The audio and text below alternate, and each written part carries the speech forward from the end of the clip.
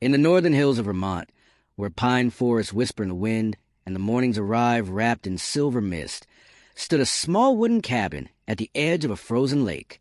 Inside lived a young man named Ethan. Ethan wasn't poor. He wasn't starving. He wasn't broken in any visible way. But his mind never rested. From the moment he woke, thoughts flooded him. You're behind in life. Others are doing better. You should have chosen differently. What if you fail again? He carried these voices everywhere, to work, to meals, even into sleep. And like many people in the modern world, Ethan believed the problem was outside him. So he tried everything. Productivity apps, motivational podcasts, self-help books stacked beside his bed, morning routines, cold showers, affirmations taped to the mirror. Nothing lasted, because no matter what he added to his life, his mind only became louder. One winter evening, overwhelmed after losing yet another job opportunity, Ethan drove aimlessly into the mountains. Snow began to fall. The road narrowed. Eventually, his car slid slightly off the roadside into a shallow ditch. The engine still worked, but the tires spun uselessly in ice.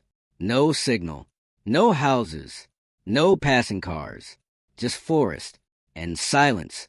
Frustrated, Ethan kicked the tire and shouted into the empty woods, "Why does nothing ever work for me?" His voice echoed, then vanished. For the first time in years, there was nothing to do. No phone, no distractions, no noise, just the sound of wind through pines. Minutes passed, then footsteps approached through the snow. An old man emerged from the trees, wearing a thick wool coat and carrying a lantern. His beard was white, his face lined like weathered bark, but his eyes were clear, almost strangely calm. "You're stuck," the old man said gently. Ethan sighed. "Yeah, story of my life."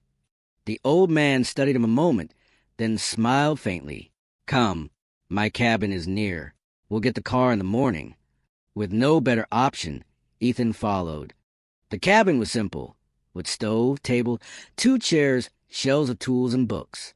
No television, no clock, no clutter. The old man handed Ethan a warm mug of herbal tea. They sat by the fire. At first, Ethan filled the silence with words, complaining about work, stress, expectations, failure, comparison, anxiety. He spoke quickly, like someone emptying a heavy backpack. The old man listened without interruption. When Ethan finally stopped, exhausted, the old man asked quietly, "Tell me, when was the last time your mind was still?" Ethan frowned. "Still. Yes, quiet, not chasing something, not replaying something, not fearing something." Ethan searched his memory. He couldn't find a single moment. The old man nodded slowly, as if expecting this. Then he stood, walked to a shelf, and returned with a wooden bowl. He filled it with water from a kettle and placed it before Ethan. "Look," he said. Ethan peered into the bowl. The firelight shimmered on the surface. His reflection wavered in ripples. The old man tapped the bowl lightly. The water trembled, distorting everything. "Your mind is like this water," the old man said. "When it is disturbed, nothing is clear." He waited.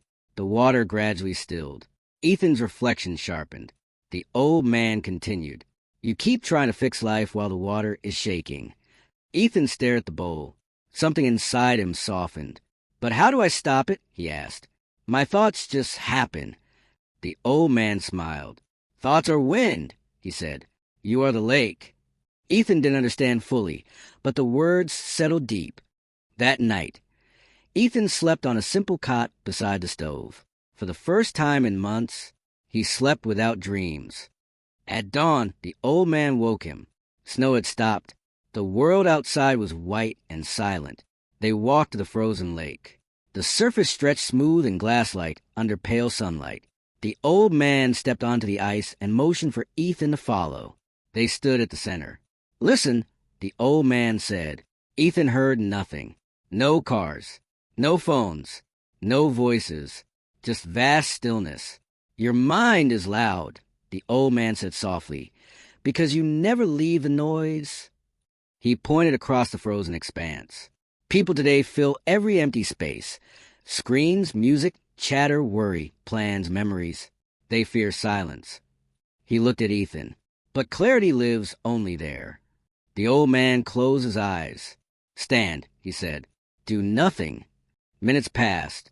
Ethan's thoughts rushing at first. Tasks, regrets, comparisons. But the silence of the lake was immense. Like a wide sky, it slowly absorbed them. Thoughts came, then faded. Came, then faded. For the first time in his adult life, Ethan experienced something unfamiliar. Space inside his mind. Not forced, not controlled. Just open. He exhaled deeply. His shoulders dropped. Something unclenched. The old man opened his eyes and nodded. There, he said. That is your mind when you stop stirring it. They returned to the road and freed Ethan's car. Before leaving, Ethan turned to him. Will I ever see you again? The old man smiled, a calm, knowing smile. You will, he said, whenever you are still. Months passed. Ethan returned to his life. Same town, same challenges, same uncertainties. But something fundamental had shifted. He no longer tried to control every outcome. He no longer filled every silence. Each morning, he sat quietly, even for 5 minutes, doing nothing, watching thoughts like wind across water, letting them pass. Gradually, decisions became clearer. Stress lost its grip. Opportunities appeared, not magically, but visibly, because his mind was no longer shaking the water.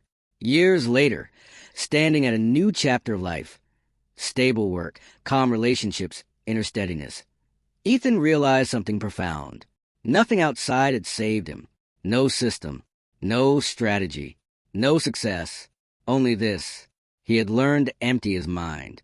And in that emptiness, he finally saw his life clearly. Moral, when the mind becomes still, life becomes clear. You don't need more answers. You need less noise.